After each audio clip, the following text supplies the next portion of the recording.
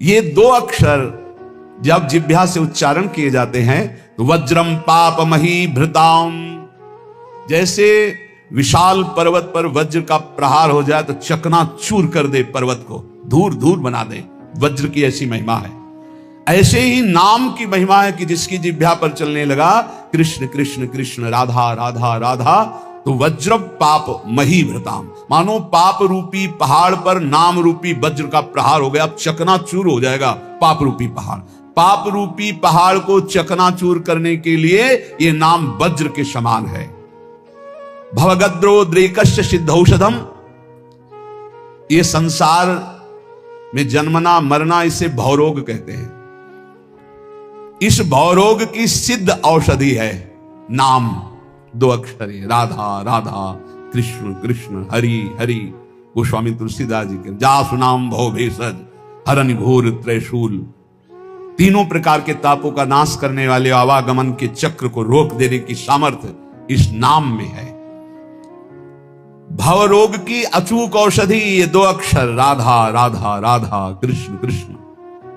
भवगदोद्रेकस्य सिद्धौषधम, और मिथ्या ज्ञान निशा विशाल तमसस्तिग्मासु बिंबोदय, ये मिथ्या ज्ञान रूपी रात्रि के महान अंधकार को नष्ट करने के लिए ये नाम सूर्य है। जितना नाम जप करोगे उतना ही आपके हृदय में शुद्ध ज्ञान प्रकाशित होगा। नाम जप करोगे सिद्ध औषधि है, आवागमन चक्र से मुक्त हो जाओगे। नाम जप करोगे तो ये पहाड़ के पहाड़ पापों को भस्म कर देगा। महाराष्ट्र से कुछ विज्ञ परिकरजन आए थे, भक्तजन, तो उन्होंने कहा कि पंचकोशों का बाध किए बिना कोई मुक्त नहीं हो सकता। अन्नमय कोश, मनोमय कोश, विज्ञानमय कोश, आनंदमय कोश, इस तरह के जो कोश हैं इनका बाध किए बिना कोई जीवन मुक्त नहीं हो। और आपके प्रवचन में प्रायः सुनते हैं कि नाम जप करने से जीवन मुक्त हो जाएगा, भगवत प्राप्त हो जाएगा, तो इन कोशों का बाध तो ज्ञान से होता है। तो उनको बताया कि आप जप करके देखो, प्रश्न करने से उत्तर प्राप्त कर लेने मात्र से संतुष्टता नहीं होगी। आप जप करो, जप करोगे कुंडलिनी जागृत हो जाएगी, जप करोगे निरंतर प्राण संयमित हो जाएंगे, षट चक्र का भेदन हो जाएगा, पंचकोशों का बाध करने वाला ब्रह्म तत्व का ज्ञान प्राप्त हो जाएगा। कौन सा ज्ञान ऐसा है जो भक्त को ना हो जाए? नाम से जो चाहोगे वो प्राप्त हो जाएगा। मिथ्या ज्ञान निशा विशाल तमसस्तिग्मांसु बिंबोदया, मिथ्या झूठा ये मायाकृत जो अज्ञान रूपी अंधकार है, इसका नाश करने के लिए नाम भास्कर के समान है, दिव्य ज्ञान प्रकाशित कर देगा। जो राम राम भी नहीं जप पाते थे, मरा मरा कहते थे, इतना नाम का प्रकाश हुआ कि राम जी के प्रकट होने के पहले ही दिव्य उनके पावन चरित्र का गान कर दिया। विश्वास करो, नाम का प्रभाव। जो सादर राम राम नहीं कह पाते थे, उन्होंने संस्कृत में भगवान के पूर्ण चरित्र का गान कर दिया। ये नाम का प्रभाव। कोई ये ना समझे कि नाम से कैसे, जो योग से प्राप्त होता है, जो ब्रह्म ज्ञान से प्राप्त होता है, वो सब नाम जपने से सब प्राप्त। और नाम जप नहीं है तो शुद्ध ब्रह्मबोध हो ही नहीं सकता। ये काशी से आए हुए एक महापुरुष की बात। मैं नित्य विश्वनाथ जी को जल चढ़ाता हूं गंगा स्नान करके, मैं नित्य वेदांत का अनुशीलन करता हूं गुरु चरणों में बैठकर।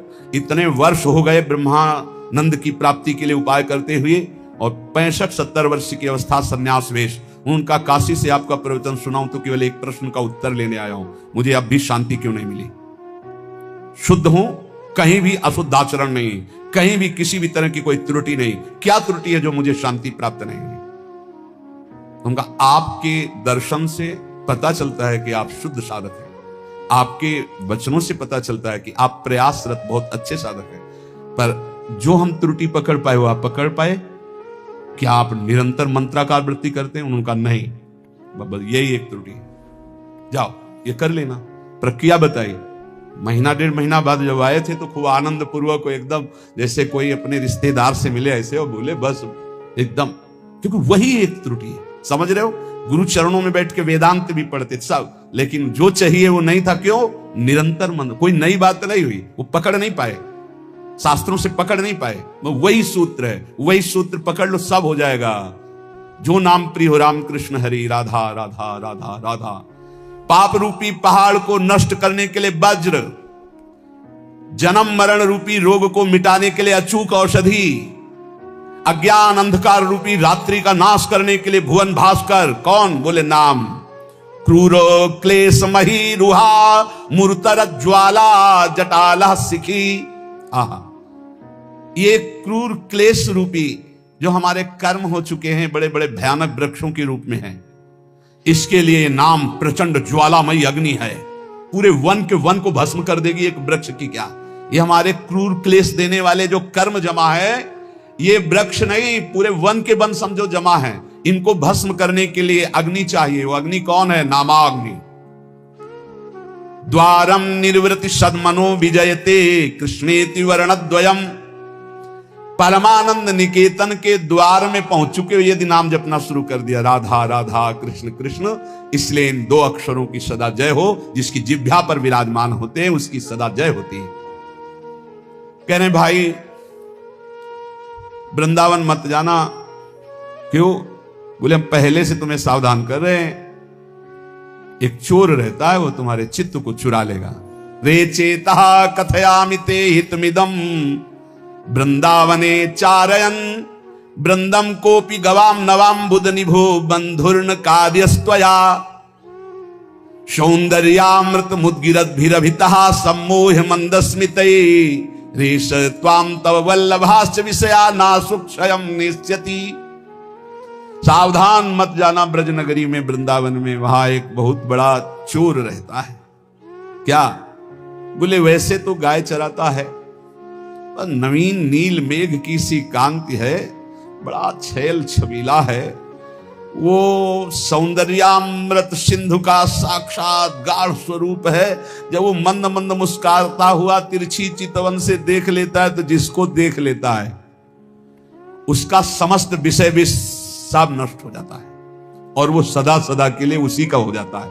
इसलिए यदि तुम्हें विषयों में सुख चाहिए तो बोले वृंदावन मत जाना। वृंदावन का ठाकुर ऐसा है, ये चित चोर है, ये ब्रजे वसंतम नवनीत चोरम है, गोपांगना नाम च दुकूल चौरम अनेक जन्मार्जित पाप चौरम चौराग्रगण्यम। बढ़िया है, ऐसे चोर मिल जाए भाई, इनके लिए तो तड़प रहे हैं, मिल जाए, चुरा ले हमारा मन, सारी परेशानी चली जाए। पर पंडित राज जगन्नाथ जी महाभागवत है, वो कह रहे हैं भाई इसका भाव ये भी है कि चिंता मत करो, तुम उनकी नगरी में पहुंच गए हो, जिस दिन खेलते खेलते आएंगे वो चुरा ही लेंगे। कदावा खेलंतो ब्रजनगर वीथी सुहृदयम हरंतो ब्रज हरंतो श्री राधा ब्रजपति कुमारो शुक्र तिला। देख लेना, अगर ब्रजनगर में वास करते हो और रसिकों के अनुसार चलते हो तो कभी न कभी खेलते हुए ये दोनों युगल सरकार आएंगे और तुम्हारे चित्त का अपहरण कर ले जाएंगे। प्रभु मुझे मांगने पर भी कभी धन सुख मत देना, क्योंकि सुना है जो धन का अभिमानी धन भोगी हो जाता है वो परम धन से वंचित हो जाता है। प्रभु मैं मांगू तो शरीर का भोग कभी मुझे मत देना। प्रभु अगर मैं कभी राजा बनना चाहूं तुम कभी मेरी बात मत मानना।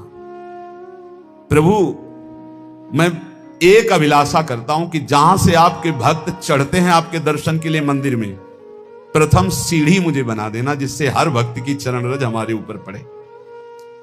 मैं चाहूं भी तो मुझे धन सुख मत देना, शरीर सुख मत देना, राज्य सुख मत देना, परम पद मत देना। क्या चाहते हो? तो बोले आपके मंदिर में जब दर्शन करने भक्त जाते तो पहली सीढ़ी से पादुका उतार देते। ये भक्तों का लक्षण, कभी मंदिर की सीढ़ी में पादुका पहन करके नहीं चढ़ा जाता। इतना चप्पल जूता से प्यार है, एक दो बार तो रोकना पड़ा है कि बोले चप्पल पहन के नहीं जा सकते। बोले अच्छा तो चप्पल हाथ में ले लिए। हाँ ठाकुर जी के सामने जा रहे हैं लोग, फूल माला लेके जाते तो चप्पल लेके जा रहे हैं, ऐसे देखे गए हैं। इतना प्यार है। और अगर बाहर उतार गए तो दर्शन ठाकुर जी के कर रहे हैं, ध्यान में चप्पल है, कोई पहन न ले जाए यार, पहन न ले जाए। हमें लगता है कि अगर आसपास कहीं रुके हो तो वहां से नंगे पैर जाना चाहिए ठाकुर जी के दर्शन। इतना तो सौभाग्य ले लो। सिर भर जाऊं उचित मोरा सबसे सेवक धर्म। और मंदिर की प्रथम सीढ़ी से पादुका ना पहने, ये पक्का इतना तो समझ लो। वैसे भी 32 सेवा अपराधों में है पादुका पहन करके दर्शन करने जाना। प्रथम सीढ़ी से वहां दरवाजे तक पहन करके जाते हैं। कांटा पड़े हैं क्या वहां? प्रथम सीढ़ी के पैर छू पादुका उतार। कोई ले जाएगा तो घर में रख के आओ ना। इतना प्रिय पादुका है तो उसको फिर, अरे ठाकुर जी के आगे प्राण भी प्रिय नहीं है, ले जाएगा बेचारा। चार दिन तुम पहने, 4 दिन वो पहन लेगा। बोले तुम तो बाबा जी हो, तुम्हें फिर कोई दे देगा। वैसे तुम बिल्कुल अपने घर में उतार के जाओ, नंगे पैर जाओ। अरे ठाकुर जी के दर्शन करने जाओ। यहाँ बंबूल का बंद थोड़ी है कि बड़े बड़े कांटा पड़े हैं, थोड़ा तो कष्ट सहो। प्रभु मुझे मंदिर की प्रथम सीढ़ी बना दीजिए जिससे भक्त की चरण रज मेरे ऊपर पड़े। जब चरणों भक्त के मेरे ऊपर बार बार पड़ेंगे ना, और वो दर्शन करके फिर लौटेंगे, दर्शन कर ले जा रहे हैं, प्रभु मुझे बहुत सुख मिलेगा। इससे बड़ा कोई मुझे पद नहीं लगता कि रोज सैकड़ों हजारों भक्तों की चरण रज हमारे ऊपर पड़े। नाथ, या जिसमें भक्तजन पा करके अपने पात्र धोते हो, श्री कुलशेखर अलवार नाम के महाभागवत है, भक्तजन जिसमें पाकर अपने पात्र धोते हो, उस नाली का कीड़ा बना देना जिससे मुझे भक्तों की जूठन खाने को मिलेगी। कैसे भक्त है सोचो। मुझे धन, शरीर सुख, राजपद, परम पद नहीं चाहिए। आप उस मंदिर का प्रथम सीढ़ी बना देना जिसमें भक्तजन चरण रखे। या फिर प्रभु दूसरी मांग, जिसमें भक्त प्रसाद पाके अपने पात्र मार्जन करते हैं, उस नाली का कीड़ा बना देना जिससे मुझे उनकी जूठन पाने को मिलेगी।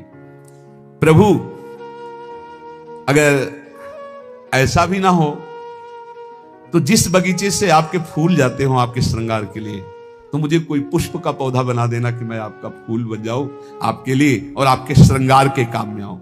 तो देखो, माता चाहे पुत्र उपद्रव करे या सौम्य हो, वो दुलार ही करती है, रीझ कर या खींच कर, जैसे भी हो। प्रभु मेरी बात मान लो, मैं हूं तो बच्चा आपका, रीझ जाओ तो मुझे दे दो, खींच जाओ तो मुझे दे दो। ये प्रभु मैं रोता चिल्लाता छटपटाता रहूंगा जब तक आप मुझे ये नहीं दोगे। नाथ, तुम चाहे जितनी उपेक्षा करो, ध्यान दो या ना दो, मैं चिल्लाता रहूंगा और जोर जोर से पुकारता रहूंगा, क्योंकि मेरी दूसरी गति नहीं। मैं भक्त चरण रज, भक्त जूठन या आपकी सेवा, यही परिणाम चाहता हूं। प्रभु यदि आप प्रीतम हो और सबके सामने मेरा तिरस्कार करो और परित्याग करो, तो क्या मैं मान लूंगा कि मेरा परित्याग कर सकते हो आप? ये भक्तों की ठसक होती है। जाओ हम तुम्हारा त्याग करते हैं, तो हंसी आ जाना चाहिए। हंस क्यों रहे हो? तुम्हारा त्याग कर रहे हैं, आप कर ही नहीं सकते हो, आपका स्वभाव ही नहीं है, और सही आपकी ताकत ही नहीं है। पक्का ताकत नहीं। हम अंदर की बात करें, ना प्रभु त्याग कर सकते हैं ना गुरुदेव त्याग कर सकते हैं। गुरुदेव शरीर से आपको दूरी करके नजदीक रहने से भी ज्यादा कृपा करेंगे। ध्यान रखना, ये स्वभाव है। जो नजदीक रहते हैं वो इस बात को पकड़ पाए होंगे कि संतों का एक स्वभाव है कि नजदीक वाले का भले उतना चिंतन हो, लेकिन जिसे दंड दिया गया, जिसे डांट दिया गया, रात दिन उसका चिंतन होता है, उसका मंगल कैसे हो, उसका कैसे उन्नति हो। तो यहां कह रहे हैं भक्तराज जी कि यदि आप सबके सामने मेरा तिरस्कार करवा दो और कह दो मैंने परित्याग कर दिया, तो भी मैं नहीं मान सकता कि आप परित्याग कर सकते हैं। मैं आपके चरणों को कभी नहीं छोड़ सकता। जाने की बात कहने पर भी मैं जाने की बात सोच नहीं सकता। ये बात होनी चाहिए। चलो निकल जाओ यहां से। कहां? जहां तुम्हारा मन हो। तुम्हारा मन तो यही है, हम नहीं जाएंगे। नहीं भागो, यहां तुम्हारे लिए कोई ठोर नहीं। तो हमारे लिए कोई ठोर है ही नहीं, तो क्या करें? न बाहर ठोर है न यहां ठोर है, तो ठोर तो हमारी यही है। तुम चाहे मेरी ओर आंख उठाकर ना देखो, पर मैं केवल तुम्ही को देखूंगा। तुम चाहे मेरी तरफ कभी मत बोलो, पर मैं कृपा का अवलंबन लेकर बोलूंगा तो सिर्फ आपसे ही बोलूंगा। क्या बात है। तुम कभी मेरी अभिलाषा पूर्ण मत करो, लेकिन अभिलाषा करूंगा तो एकमात्र तुम्ही से करूंगा। तुम त्रिभुवन को सुख दो, मुझे दुख दो, पर हे त्रिभुवन पति मैं आपसे ही प्यार करूंगा। यह है प्रेमियों की छाती। भगवान, मैं खोटी बुद्धि वाला हूं, सैकड़ों गलतियां करता रहा हूं। आप बड़े कोमल स्वभाव वाले हो और बड़े दूर परिणामी हो, दूर की बात सोचने वाले हो। मैं खोटी बुद्धि वाला हूं। देखो प्रभु, जिनके रोग होता सैकड़ों प्रकार की औषधियों के चक्कर में पड़ते हैं, क्लेश उठाते हैं, रोग मिटाना चाहते हैं, पर हमने पकड़ लिया एक महान औषधि, नाम रूपी रसायन का निरंतर पान। इसलिए प्रभु खोटी बुद्धि वाला हूं, पर छोटी बुद्धि वाला भी हूं। छोटी बुद्धि में ज्यादा बातें नहीं आती। भक्त बड़े प्रेमी होते। हमने तो आपका छोटा बस नाम पकड़ लिया है, राधा राधा कृष्ण कृष्ण। ये रसायन पान कर रहा हूं। और गोविंद अब आपसे कहता हूं निकल के दिखाओ। फंसा लिया भगवान को। खोटी बुद्धि वाला हूं, बहुत बुरा कर्म किया हूं, छोटी बुद्धि वाला हूं। जैसे लोग के रोग होते तो सैकड़ों औषधियों की चक्कर में पड़ते हैं, वो बड़ी बुद्धि वाले हैं, हम छोटी बुद्धि वाले एक औषधि में पड़े, नाम औषधि। नाम को पकड़ लिया। अब नाम को पकड़ लिया तो तुम निकल के दिखाओ, जाओ निकल के। ये खास ठसक होती भक्त की। नाम ने तुमको भी मोहित कर रखा है। पीने वाला तो छक ही जाता है इसमें, और उसको जो छू ले, जो सानिध्य, वो भी छक जाता है। इसलिए मैं कभी आपके द्वारा दी हुई सुदीर्घ यातनाओं से भयभीत होने वाला नहीं। मैं आपकी धमकियों में आने वाला नहीं। भगवान से कह रहे कि मैं तुम्हें छोड़ दूंगा, मैं तुम्हें त्याग दूंगा, तुम खोटी बुद्धि के हो। नाथ, अब आलस्य को दूर करके बस आपके नाम का निरंतर जप करते हुए आपको दया के लिए विवश करूंगा। रोता रहूंगा, पुकारता रहूंगा, राधा राधा राधा। कभी तो भनक पड़ेगी कान में, कभी तो दौड़ के आना ही पड़े। विवश कर दूंगा आपको। ये बहुत बढ़िया बात मिली है। कह रहे हैं बहुत छोटी बुद्धि वाला हूं, इसलिए ज्यादा विचार हमारे दिमाग में है नहीं। आपका नाम पकड़ लिया है, और जैसे आप तिरस्कार करके, अपमानित करके मैं त्याग करता हूं, ये सब बातें करते हो ना, अब हम कहते हैं जाओ आप, निकल जाओ आप, कभी दया मत करना। अगर आपको दया के लिए विवश ना कर दे तो बताना, क्योंकि मैं रात दिन आपका नाम जप करके आपको पुकारूंगा। प्रभु, संसार सागर में गिरे हुए, दुख सुखादि द्वंद्वों की वायु से आहत हुए, स्त्री पुत्र आदि के मोह जाल रूपी भारी पाषाण से डूबे हुए, विषय रूपी विषम जलराशि में बिना नौका के थपेड़े खाते हुए के लिए एकमात्र मैंने उपाय देखा है, वो है आपका नाम। सत्संग का सार रोज का निरंतर नाम जप करो। प्रभु के आश्रय में ऐसे दृढ़ रहो कि प्रभु भी छोड़ दे तो आप ना छोड़ो, सब छोड़ दें तो बात क्या, प्रभु भी अगर आके कह दे, पर आके कहना होगा। तो यही हमारा चमत्कार होगा नाम का। आओ कहो आके कि हम आपको छोड़ते हैं। अरे अब किसी से गिड़गिड़ाने की जरूरत नहीं, अपने पास नाम मिल गया। नाम सुकृत धन अपनी जीवन, गुरुदेव ने बलवान बना दिया। रात दिन नाम जप करो, जिद्दी स्वभाव रखो। अब भगवान भी हाथ छोड़ा के भागना चाहे तो जाओ, आपका नाम हमारे पास, देखते कब तक भागोगे। तो पतंग की तरह खींचते नजदीक चले आएंगे, भाग ही नहीं सकते, विवश हो जाए। कह रहे हैं आपको कृपा के लिए, दया के लिए विवश कर दूंगा। कैसे? रो रो के राधा राधा राधा आपको विवश कर दूंगा। इसलिए निरंतर नाम जप करो। बहुत कम समय है, मृत्यु नजदीक आ रही है, दुख का भारी कोई न कोई दरवाजा खुलने वाला है। व्याधि मंदिरम, ये व्याधि का मंदिर, कोई न कोई दरवाजा खुलने वाला है। अभी स्वस्थ हो तो ज्यादा उपद्रव मत करो, इधर उधर की गंदी आचरणों के ढेर मत लगाओ, नहीं तो आगे जो दरवाजा खुलेगा रोग का ना, फिर होश उड़ जाएंगे। होश उड़ा दो माया के, ये जन्म ऐसा है। होश उड़ा दो माया के नाम के बल पर। जैसे माया का बल कौन? हरि। ऐसे मेरा बल कौन? हरि। तो कोई कमजोर योद्धा थोड़ी हो। माया बहुत बलवती, तो तुम किसके हो? ममैवांशो, भगवान के अंश।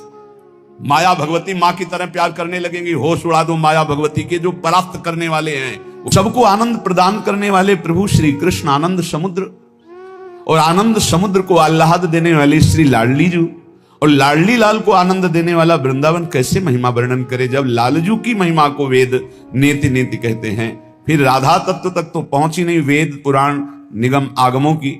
फिर ऐसे श्री किशोरी किशोरजू को अपनी शोभा, अपने आनंद से लुभायमान किए हुए है। ऐसे महामहिम वृंदावन का कैसे वर्णन करूं। अत्युन्मद महाप्रेम रस सारई सुसंभृतम आत्मवत् स्वीय सकल भज वृंदावनम बनम। यहां वास मात्र से अत्यंत उन्मादकारी प्रेम प्रकाशित हो जाता है। वास मात्र से अत्यंत उन्मादकारी प्रेम प्रकाशित हो जाता है। यहां खग मृग पशु पंछी जड़ चैतन्य जितने हैं, ये आत्म स्वरूप है, ये भगवत स्वरूप है। यहां व्यवहार की सत्ता नहीं है, यहां परमार्थ की सत्ता नहीं है, ये प्रेम की सत्ता है। यहां सब प्रेम में है। इसलिए किसी से भी ऐसा कोई व्यवहार ना बने जो सांसारिक हो, जो लौकिक हो, जो अपराध भावना प्रस्तुत कर दे, हृदय को मलिन कर दे। ये देखो क्या कर रहा है, ये क्या कर रहा है, ये सब प्रेम में है। अत्यंत उन्मादकारी प्रेम वास मात्र से प्रकट हो जाए, ऐसा महिमा है वृंदावन की। पर हम यहाँ के जड़ चैतन्य में दोष दृष्टि करके अपने हृदय को कलुषित करते रहते हैं। इसलिए श्रीपाद कह रहे सब वृंदावन नामक वन में जो भी विराजमान है ये सब आत्मस्वरूप है। जैसे सेवक जी कह रहे आत्मा हरिवंश प्रगट परमानंद, तो प्रगट परमानंद प्रदान करने वाले आत्म तत्व मूर्तिमान होकर जड़ चैतन्य नामक ये दिखाई दे रहे हैं। ये चैतन्य है, ये जड़ है, पर है वो आत्मस्वरूप। इतनी सामर्थ्य वो परमानंद प्रदान करने में समर्थ है। बस इनका अपराध न बने तो यहां वास मात्र से अत्यंत उन्मादकारी प्रेम प्रकट हो जाए। धन पुत्र कलत्रादि ममता ममता पदा इति वित्वाखिलम वृंदावनमेव च मे वरम। पर इस वृंदावन में यदि धन के प्रति आकर्षण बुद्धि, पुत्र पत्नी आदि के प्रति जो ममता बुद्धि, वही प्रेम में नहीं डूबने दे रही, मुझे तापित कर रही। धन पुत्र कलत्रादि ममता ममतापदा, यही मुझे ताप प्रदान कर रही, नहीं तो वास मात्र से प्रेमोन्माद हो जाए। अतएव हे प्रभु मेरे को ऐसी सामर्थ्य दो कि मैं परिवार के बीच में रहता हुआ भी परिवार से ममता ना करूं। पर ये बहुत जोर की बात, ये ममता ही प्रियालाल के चरणों में प्रेम नहीं होने देती। और जन्म जन्मांतरों से इसी धोखे में फंसकर कि ये हमारे हैं, ये हमारे हैं, ये हमारे हैं, पूरा समय नष्ट हुआ, मरे, फिर इस जीव अकेले यहां से गया, फिर किसी नए परिवार, नया रिश्ता। हे प्रभु मुझे ऐसा बल दो कि मैं सबकी ममता का त्याग कर सकूं।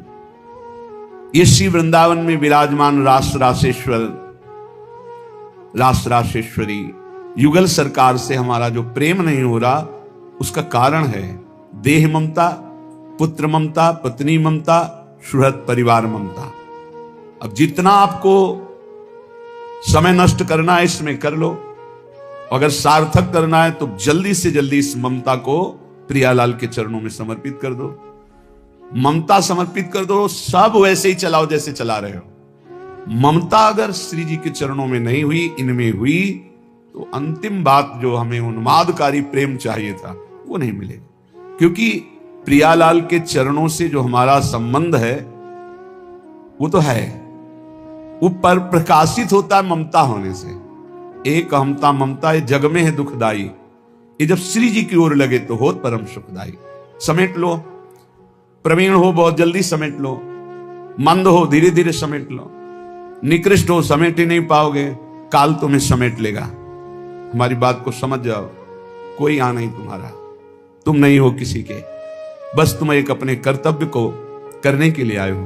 तुम्हारा एक कर्तव्य है जो किसी जन्म में नहीं हुआ, भगवत प्राप्ति, भगवत प्रेम प्राप्ति। और सब कर्तव्य लाखों बार निर्वाह कर चुके हो, उन कर्तव्यों की ताकत नहीं कि आवागमन से रोक सके।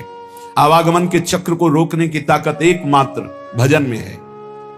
जितना आप प्रिया प्रीतम का नाम जप करेंगे, लीला गुण गायन करेंगे, उनसे अपनापन होगा, सबकी ममता हटेगी, तभी भगवत तत्व का बोध या प्रेम प्राप्ति होती है।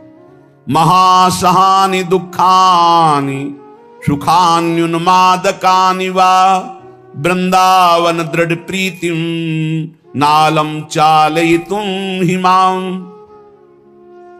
धाम में जब श्री जी ने कृपा करके हमको बुला लिया तो महासहानि दुखानि, अब वो हमको सहाएंगी दुख, तैयार हो जाओ। फिर सुखान्युन्मादकानि वा, ऐसा सुख मिलेगा जो उन्माद पैदा कर देगा, तैयार हो, पहले दुख भोगना है। फिर अपार सुख है। क्यों कहा कि दुख भोगना है? क्योंकि दुखालय संसार में आए हैं। जब भगवान अवतरित होते हैं तो लीला में भी दिखाई देता है बड़ा वियोग, बड़ा संयोग, बड़ा दुखद, बड़ा सुखद समय। एक समान तो बाहरी परिस्थिति में नहीं दिखाई दिया, अंतर में तो एक ही है, एक समान है, सम है, पर व्यवहार में कभी संयोग, कभी वियोग, कभी दुखद परिस्थिति, कभी आनंदमयी परिस्थिति। जब ईश्वर के अवतार लेने पर ऐसा है तो फिर मनुष्य, जब आप मनुष्य रूप में आए हैं, साधना में लगे हैं, तो दुख आएगा। दुख और महादुख, महादुख असाध्य है, किसी भी तरह से टलने वाला नहीं है, भोगना ही भोगना है। साधारण दुख अलग होते हैं, महादुख जब तक जीवित रहोगे भोगना ही पड़ेगा। मतलब मृत्यु ही है इसकी औषधि, दूसरा उपाय नहीं। ऐसा भी दुख आएगा, सह जाओ। सुखान्य उन्माद का निवा, आगे आने वाला है महान उन्माद प्रकट करने वाला सुख, प्रियालाल का प्रेम। इसलिए वृंदावन दृढ़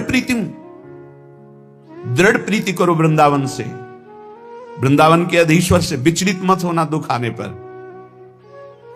क्योंकि हमारे कर्म ही हैं और कोई नहीं। हमारे ही कर्म हैं जिनको हमें भोगना ही पड़ेगा। तो हिम्मत कर लो, कमर कस लो, चलो इस मार्ग में। जैसे अभी आपको कोई दुख नहीं, कोई परिस्थिति बिगड़ी नहीं, बड़े आनंद से समय कट रहा है, बिल्कुल होश में हो जाओ। आगे आने वाला समय है। एक भगत जी से जब हम बात करते तो उनसे कहते भजन करो, तो हाँ हाँ ऐसा करो, हाँ हाँ। अब जब गिरा समस्या का तो होश उड़ गए, चेहरा उड़, वो शांति, वो प्रसन्नता सब गायब। क्यों?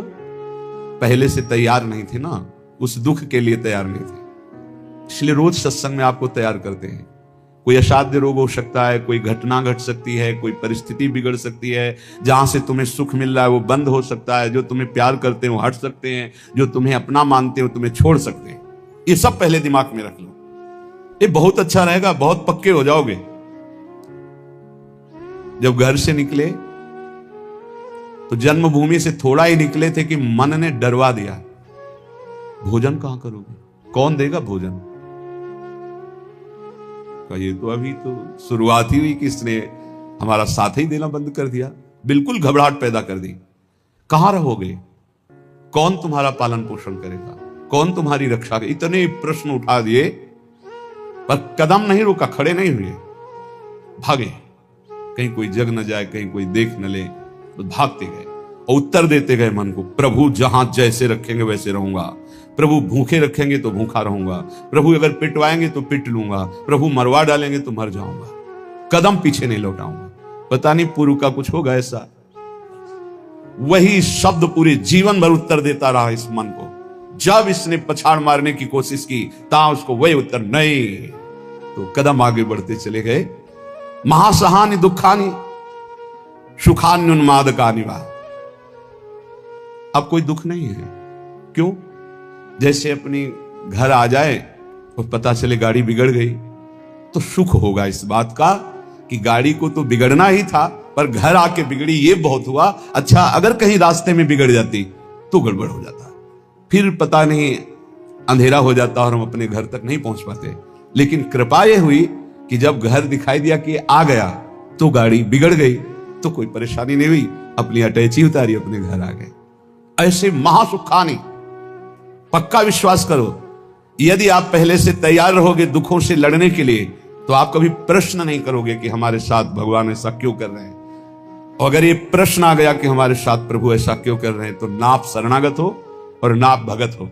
ये प्रश्न भक्त के हृदय में नहीं होते, बहुत बार सुन चुके हो। ये प्रश्न नहीं होते कि आपने दुख क्यों दिया, आज तक किसी भक्त के मुख से ऐसा नहीं निकला, आपने ऐसा क्यों किया, ये प्रश्न नहीं निकला। ये प्रश्न निकलता है जिसकी शरणागति पुष्ट नहीं होती, जिसका आत्मसमर्पण नहीं होता।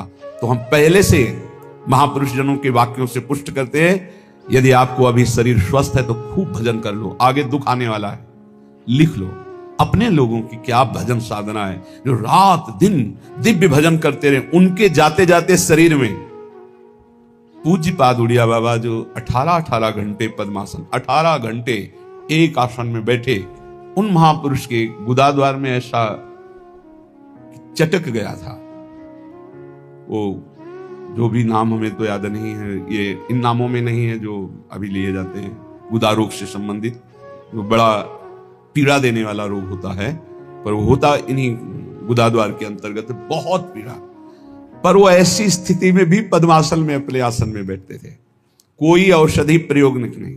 बोले इसका तो केवल ऑपरेशन होता है, बोले कोई जरूरत नहीं। कई महीने तक पीड़ा देता रहा, फिर गायब हो गया। क्यों? क्योंकि उतना ही प्रारब्ध है। वो जहां अपना कष्ट भुगवा दिया खत्म हो जाएगा, बिना औषधि के खत्म हो जाएगा। हिम्मत रखना। बड़े बड़े महापुरुषों के शरीरों में कष्ट आया है तो पहले से तैयारी कर लो। भला हम कष्ट की तैयारी क्यों कर ले? क्योंकि हमें सुख भोगना है।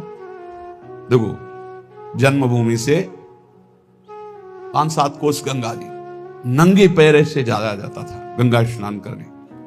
छोटे छोटे बच्चे थे, साथ जाते, नंगे पैर चलाया जाता क्योंकि गंगा स्नान करने जाए, बड़ा भाव रहता है, पवित्र भाव, जाके साष्टांग दंडवत। तो ये गर्मी सहते हुए नंगे पैर जा रहे हैं, गंगा स्नान करके फिर नंगे पैर आ रहे हैं। क्यों? क्योंकि गंगा जी पाप हारणी है। पाप नष्ट होगा तो क्या होगा? बोले सुख मिलेगा। सुख की लालसा से इतना कष्ट सह रहे, निर्जला एकादशी रह रहे हैं, एक बूंद पानी नहीं पी रहे, कष्ट सह रहे। ये कष्ट क्यों सह रहे? बोले इससे भगवान की भक्ति मिलेगी, पाप नष्ट होगा, हृदय में शांति सुख मिलेगा, धर्म बनेगा। जानबूझ करके जो कष्ट सहा जाता है, उससे जो जानबूझकर पाप किए गए वो भस्म हो जाते हैं। तो हम पहले से महासहाने दुखानी, भक्ति मार्ग में चलने के लिए पहले से कमर कस लें। हमारा अपमान होगा, हमारे शरीर में असाध्य रोग हो सकता है, हमें कोई भारी संकट विपत्ति घेर सकती है। क्यों? क्या भक्ति मार्ग वाले को ही मिलता है? नहीं, भोगना तो सबको पड़ता है, पर भक्ति मार्ग वाले को तैयारी इसलिए करनी कि लड़खड़ा के रुक न जाए, उसको इस क्षेत्र को क्रॉस ही करना है। इतना सबको क्रॉस करना पड़ता है। जैसे आगे की यात्रा बड़ी सुखद है, पर 1 किलोमीटर बहुत कष्टप्रद है, तो आप पहले तैयारी कर लीजिए, जल पी करके, खा पी के तैयार कर कि अब हमको 1 किलोमीटर कष्ट में व्यतीत करते हुए दौड़ना है। ऐसे जाना होता है इस मार्ग में। तो खा पी के, शास्त्रों का स्वाध्याय करके, सत्संग सुन करके, संतों के चरित्र सुनकर हम परिपक्व होते कि ऐसी भीषण कष्ट की अवस्था में भी मुझे भजन करना है। और भाग पड़ो, रुको मत। देखो, अगर इस मार्ग में तुम्हें जीतना है तो एक जिद्दी स्वभाव बनाना होगा। ये हमारे अनुभव की बात है। बड़े महापुरुषों के जीवन दिनचर्या को देखकर उसी का नकल करने की कोशिश की, अनुसरण करने की कोशिश की कि वैसे ही चलना है। कैसी भी परिस्थिति हो, हमारी दिनचर्या नहीं टूटनी चाहिए, बस आप जीत जाओगे। जरा सा कुछ शरीर में होता है तो कहां है वो, दिखाई नहीं, थोड़ा शरीर अस्वस्थ है, ये विषयी पुरुषों का होता है। ये शब्द विषयी पुरुषों का होता है, भगवत पार्षद साधकों का नहीं होता है। साधकों को नहीं होता है। किसी भी परिस्थिति में अगर जान है तो दिनचर्या है, पकड़ो, हमें ले चलो। नहीं, ऐसे चलने लायक नहीं, चलो व्हील चेयर में बैठा लो, ले चलो, ये हमारा टाइम है चलने का, चलाओ। बिल्कुल जिद्दी स्वभाव, किसी की ना सुनना, अपनी दिनचर्या को भगवान मान करके चलना, बस जीत जाओगे, जीत जाओगे। कोई भी परिस्थिति परास्त नहीं कर सकती, कोई भी परिस्थिति। केवल आप बल रखो अंदर भगवान का, और अपनी दिनचर्या को प्रमाद स्थिति में मत देखो। नहीं, ये तो बहुत बड़ी हानि हो जाएगी, मेरे मन को ये प्रमाद करने की आदत बन जाएगी। ऐसा नहीं होगा। हमने बड़े महापुरुषों को देखा है, दिनचर्या भगवान का स्वरूप। कैसी भी परिस्थिति में यदि दिनचर्या को आपने टालना नहीं सीखा तो जीत जाओगे। हम जहां खड़े होते हैं वहीं खड़े होंगे, जिस टाइम खड़े होते हैं उसी टाइम खड़े होंगे, जिस टाइम बैठना उसी टाइम बैठेंगे, जिस टाइम लेटना उसी टाइम लेटेंगे। हर काम घड़ी से होता है, 1 मिनट का अंतर कभी नहीं। तो ऐसे नहीं, लड़ना सीखो, हारना नहीं। बड़ी भीषण गर्मी है, पहली बार सृष्टि में गर्मी पड़ रही है। ये गर्मी कटती थी काशी के घाटों में, जहां नीचे पत्थरों से लपट उठती थी। पीने के लिए बिस्लरी नहीं, गंगाजल, जो ऊपरी तह में गंगाजल खोलता हुआ ऐसा गर्म दिखाई दे। गंगाजल के 2 स्वरूप होते हैं, जैसे सर्दी में ऊपर एकदम ठंडा, नीचे इतना डुबकी लगाओ तो गर्म। अब गर्मी में है ऊपर गर्म, नीचे ठंडा। वो हम लोग वहां रहे तो पूरी प्रक्रियाएं सब पता है। दिन में पंडों की छतुरी और रात में ऐसे बस वही मार्किन जो पहने वही बिछा ले, आग, पसीना पसीना पसीना। ठीक 2 बजे वो दुप दुप वाली घड़ी छोटी, बस सूर्य दिनचर्या जल लिए विश्वनाथ। अपने जीवन को ऐसा बना लो मजबूत, कोई भी रोग दोष दुख विपत्ति संकट प्रभु के चिंतन से ना हटा पावे। वो देखते हैं, प्रभु देखते हैं मेरे लिए कितना समर्पण है, मेरे लिए कितना। अब तो कष्ट है ऐसा। आप आराम से शयन करना सीखे अगर, तो आप साधक नहीं है। आज तक कभी चलो सोया जाए ऐसा दिमाग में रख के नहीं लेटा गया है। करवट लिए बैठो, मंत्राकार वृत्ति, सीधे लेटे मंत्राकार वृत्ति। अब जब आ गई नींद, आ गई, अपने समय से फिर उठ गए। हम सोने के लिए नहीं लेटते, हम लेट कर भी भजन करते हैं, भजन के लिए लेटते हैं। हम इसलिए बता रहे हैं कि इसको पकड़ो, यही तुम्हारी लड़ाई है। जब तुम खाली लेटोगे सोने के लिए तो काम वेदना और नाना प्रकार के विषय चिंतन उस समय हावी होंगे। और जब तुम भजन करते हुए भजन की वृत्ति में लेटोगे, तो लेटे लेटे मंत्र सुन रहे हो, भजन कर रहे हो, कब सो गए आपको पता नहीं चला, निर्विकार स्थिति में। और जब जगोगे तो निर्विकार स्थिति में। और ऐसी स्थिति में जब स्वप्न आएंगे तो निर्विकार भजन वाले महापुरुषों का सानिध्य, भगवत प्रेमी संतों का संग। कैसे तुम्हें बताएं, एक से एक कोई दिन ऐसा नहीं जिस दिन एक से एक महापुरुषों का मिलन ना हो, एक से एक महापुरुषों का मिलन। क्यों? भगवान सब रूपों में है, उन्हीं की शरण में, उन्हीं का निरंतर चिंतन है, तो वो अपने भक्त का मनोरंजन करते हैं। भक्तों का मनोरंजन किससे होता है? भगवान से। भक्त जन मनोरंजन भगवान का नाम। तो कैसे मनोरंजन? जैसे आदमी थक जाता है तो बोले अभी ये लगाओ थोड़ी देर देखे। तो भक्त को विश्राम देने के लिए भगवान क्या करते हैं? स्वप्न में अपनी दिव्य लीलाएं। कभी किसी भक्त का सानिध्य, कभी वो जगह परमानंद में डूब रहा है, आज तो हमें कबीरदास जी के दर्शन हुए, आज तो हमें महापुरुष के, आज राधा बाबा के एकदम आनंद मगन। आज तो प्रभु देखो कैसी लीला दिखाई, बड़े बड़े दिव्य भाव। कब? जब शयन करने के लिए शयन नहीं कर रहे, भजन करते हुए शयन कर रहे। जितना हमारा समय है लेटने का, बस उतना ही समय है, उसके अलावा नहीं। थक गए होगे आप, लेट जाओ।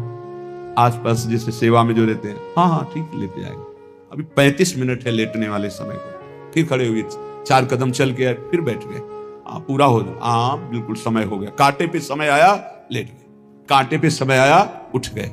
इससे आपको वो पावर मिलेगा जो आपको परास्त नहीं कर सकता। जब साधक के सुनते हैं कि थोड़ा स्वास्थ्य आज अनुपस्थित इसलिए रहे, साधक का मतलब होता है कि उठ के चल ना पावे तो ए भाई हाथ जोड़ो 2 जनों से, हमको उठा के वहां ले चलो। उपस्थिति अनिवार्य है, हम वहां उपस्थित रहेंगे। हमारा ये समय उपस्थित रहने का है। बैठ नहीं पाएंगे तो सीढ़ी में लेट के सुनेंगे, लेकिन हम वहां उपस्थित रहेंगे। ऐसा जब जिद्दी स्वभाव होता है, तब माया मां की तरह दुलार करती कहती निकल जाओ। तो महासहानि दुखानि, ऐसे किसी के विषय में अगर जानना है तो या तो सोई जाने जे देव जनाई, और या हर समय रात दिन उनके साथ रहो तो जान सकते हो। बाहर से तो आप केवल कुछ समय के दृश्य को देखोगे, अपनी बुद्धि के तराजू में तोलोगे तो तुम्हारी बुद्धि कितनी है वो तुम हरि जाने। महासहानि दुखानि, ये शब्द बहुत अमृत है। यदि ऊपर उठना है तो इस शब्द को गले लगाना पड़ेगा।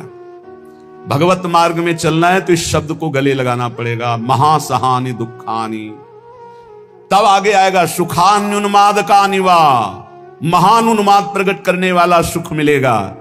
फिर वृंदावन दृढ़ प्रीति में, प्रिया प्रीतम से, वृंदावन से, नाम से दृढ़ प्रीति प्रकट हो जाएगी। खत्म संसार चक्र। श्रीमद वृंदाटवी कुंज पुंजे नित्य विहारिणौ, गौर श्याम महाश्चर्य किशोरौ मम जीवनौ। श्री वृंदावन के निकुंजों में जो नित्य विहार करने वाली गौर श्याम महाश्चर्य में जोड़ी है, यही मेरा जीवन है, यही मेरा सर्वस्व है। मंद प्रज्ञास्त एवात्र मंद भाग्यास्त एवही, ये वृंदावन माश्रित राधा कृष्ण न भेजिरे। स्वामी अनंग बोधाश्रम स्वामी जी, देखो ऐसी धूप में रेत कैसी होती जानते हो? जैसे चना डाल दो तो भून जाए, ऐसी रेत होती गंगा जी की। हम चले हैं, उस पे रहे हैं, पैर रखो तो ऐसा लगता है जैसे तपते हुए तवा में रख दिया। जो जहां शुष्क रेत है ना, एकदम सूखी रेत, बिल्कुल भुनी हुई, ऐसे लगते है कि बस अन्न डाल दो तो लावा बन जाए, भुन जाए, ऐसी रेत। तो आप दिगंबर उसी में रहते थे रात दिन 24 घंटे।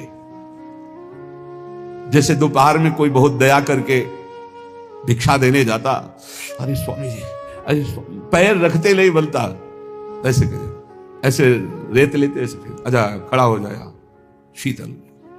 और आपकी त्वचा ऐसी जैसे कहने में अशुद्ध लगता है, जैसे पशुओं की त्वचा होती, ऐसी त्वचा हो गई। प्रकृति का वार पूर्ण सहते हुए तब धर्म सम्राट करपात्री जी साष्टांग दंडवत करते थे।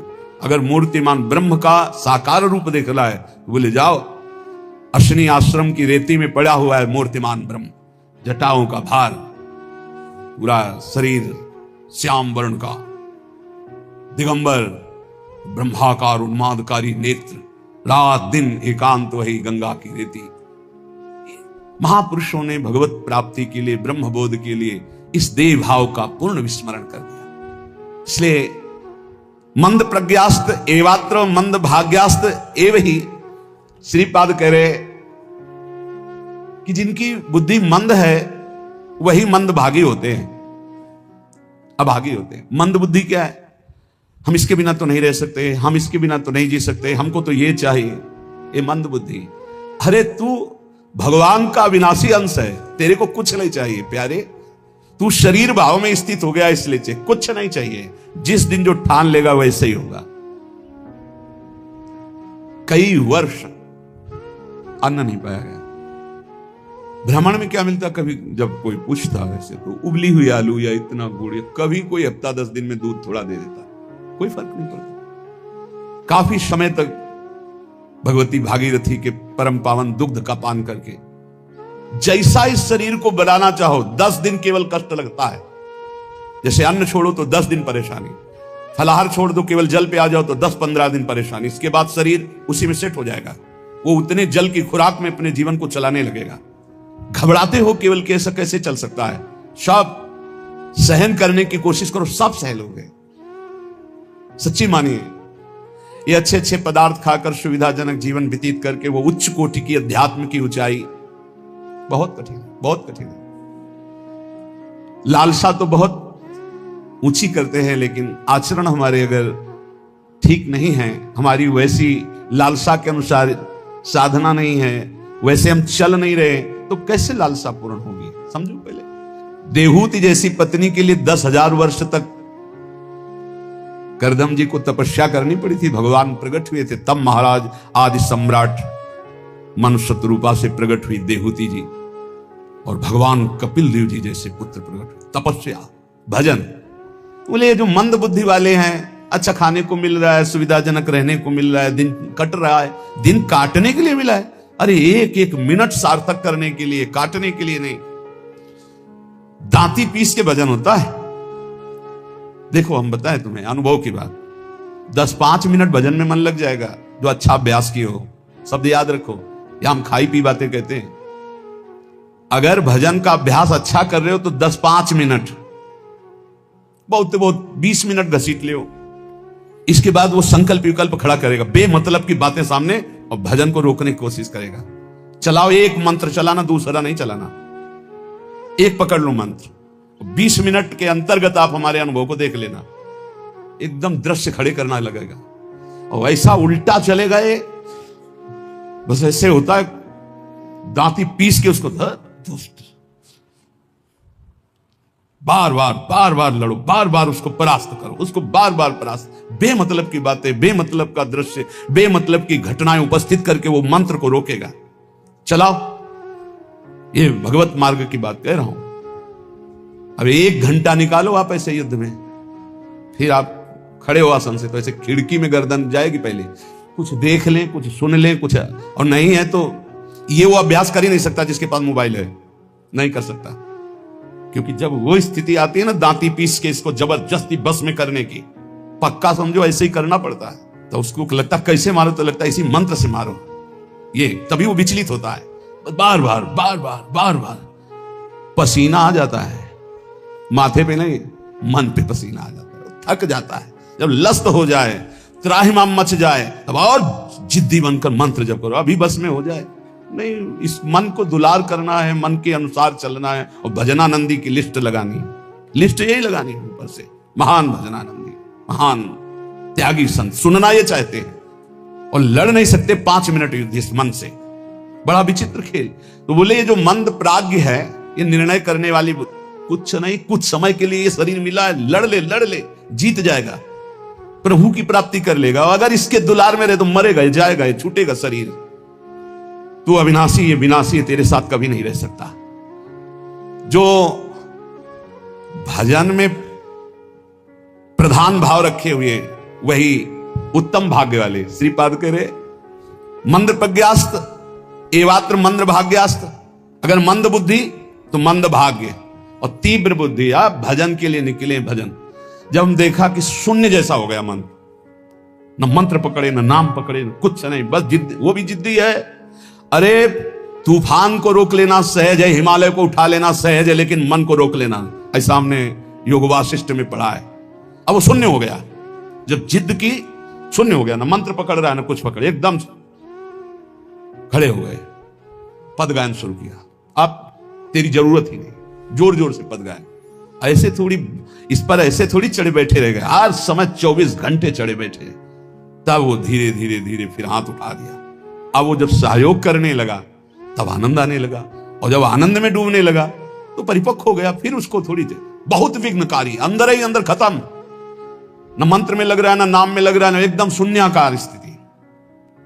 अब हम चलाना चाह रहे मंत्र, वो बिगड़े कुछ नहीं सन, और उसके बिना होगा नहीं कुछ। जैसे हमारे बिना वो कुछ नहीं कर सकता, ऐसे बंधन और मोक्ष का कारण मन ही है। इसको बिल्कुल हमको ठीक करना है, दवा खवानी है, इसको दवा खवा के इसको स्वस्थ करना, तभी हम भगवत प्राप्त होंगे। हमारे बिना ये कुछ नहीं कर सकता, तो इसके बिना भी हम कुछ नहीं कर सकते, क्योंकि यही बंधन और मोक्ष का कारण, इसको ठीक करना ही है। इसलिए लोक चिंता ननो धर्म चिंता न देहगा, श्रीमद वृंदावने राधा कृष्ण भाव भ्रतो मम। श्री वृंदावन में यदि आपको आने को मिला है, सत्संग मिला, धामवास मिल रहा है, अब मन से तुमको निकालनी लोक चिंता ना, नो धर्म चिंता ना देहगा, खाली करो, यही करना है। लोक चिंता नहीं होनी चाहिए, कल क्या होगा, आज का तो काम चल गया, अगला महीना कैसे काम चलेगा, ये अगर चिंता है तो तुम्हें भगवान का भरोसा नहीं। ये भजन के समय ज्यादा प्रपंच रचेगा, किसका देना है, किसका लेना है, किसने कब 10 साल पहले किसने गाली थी 10 साल पहले, वो सब याद करवाएगा। मन जलेगा, उसने ऐसा क्यों कहा था, उसने तो पकड़ो कि इस समय मंत्र जपने के लिए बैठे हुए, प्रपंच करने के लिए बैठे हुए। नहीं देखो ना, यही करता है। आप जब बिल्कुल एकाग्रता पूर्वक टीवी देखते हुए तो फिर बढ़िया है, फिर कोई परेशानी नहीं। एक कुर्सी में और आदमी बैठा लो, फिर माला ले लो, कोई परेशानी नहीं। ये हम उनकी बात कह रहे हैं जो असंग होकर मंत्राकार वृत्ति कर रहे हैं, उनकी। तब इसकी असलियत समझ में आती कि मन हमारा इस समय दोस्त है या दुश्मन। भजन के एकदम विरुद्ध खड़ा हो जाता है, लोक चिंता, और फिर क्रियाओं की भी चिंता करो। भजन हो जाएगा, अभी तो वो करना है, अभी वो करना है। वो जिस समय भजन में बैठो उस समय ये सोच लो कि अगर आसपास आग लग जाए तो भी हम नहीं उठेंगे। आसपास आग लगी हो तो भी नहीं उठेंगे। योगक्षेमम वहाम में हम करने वाले भगवान मुझे उठाया के या आग को शीतल करें, उनका विषय है। और सच्ची कहते हैं यदि जब चल रहा है तो अग्नि की भी ताकत नहीं कि आपके रोम को झुलसा दे, यदि सत्य भाव में स्थित हो। प्रहलाद जी को आग में झोंक दिया गया, कबीरदास जी को आग में झोंक दिया गया, कुछ नहीं हुआ, क्योंकि आग में जो दायिका शक्ति है वो प्रभु के द्वारा दी गई है, प्रभु ने ही प्रकट की है। पूरी लंका जल गई, हनुमान जी महाराज की पूंछ के बार में भी झुलसन नहीं हुई। क्यों? ताकर दूत अनल जय सिरजा, जरा न सोते कारण गिरजा। बोले उनके दूत हैं जिन्होंने अग्नि का सृजन किया है, अग्नि की रचना की, जिन्होंने अग्नि को प्रकट किया है, अग्नि में जो दायिका शक्ति दी है। लोक चिंता ना, अगर आपको भगवत प्राप्ति करनी है तो तुम्हें कल की चिंता नहीं करनी। अभी वर्तमान में जो कर्तव्य है, भजन, मन को परमात्मा तत्व में लगाना, और शरीर से जो भी क्रियाएं हो, कुछ समय तो ऐसा रखो जो क्रियाहीन भजन हो। शांत, हम तो कहते हैं माला भी मत लो उस समय, ईमानदारी वाला भजन कह रहे हैं। शांत बैठ जाओ, बस केवल आंखों के सामने मंत्र चलाओ, चाहे आंख बंद करके चाहे खुला करके, और बस देखो ये कहां जाता है। जहां जाए फिर इसको दौड़ा के लाओ, इसी मंत्र पे जहां जाए फिर दौड़ा के लाओ, बार बार मंत्राकार वृत्ति। 10 मिनट ऐसा साधन करोगे तो कई घंटे के भजन का फल मिल जाएगा। देखते हुए 10 मिनट भजन करोगे तो कई घंटे जप का फल मिल जाएगा। बहुत प्रभाव है मानसिक चिंतन करते हुए मंत्र जपने का। पर उस समय लोक चिंता ना, और ना धर्म चिंता कि अभी हमारा यह कर्तव्य है, उस समय नहीं। और ना देहेगा, बड़ा दर्द हो रहा है, ये दर्द हो रहा है, वो दर्द हो रहा है। तुम्हारे किसी के दर्द तो कभी कभी होता होगा, हमारा दर्द का तो